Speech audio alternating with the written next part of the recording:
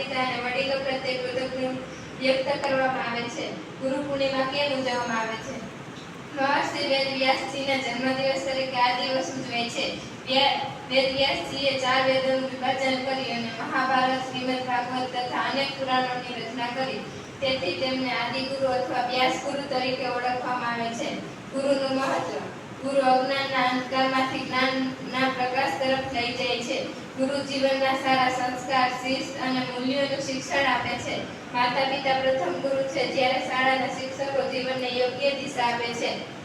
ભારતીય સંસ્કૃતિમાં ગુરુનું સ્થાન: આપણા શાસ્ત્રોમાં કહેવાયું છે, આચાર્ય દેવો ભવ, અર્થાત ગુરુને દેવ સમાન માનવા જોઈએ.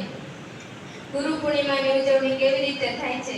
ગુરુનું સન્માન અને વંદન કરવામાં આવે છે. શિક્ષકોને શુભેચ્છા અને આભાર વ્યક્ત કરવામાં આવે છે. શાળાઓમાં પ્રાર્થના, સાંસ્કૃતિક કાર્યક્રમ અને વક્તૃત્વ સ્પર્ધાઓ યોજાય છે. વિદ્યાર્થીઓ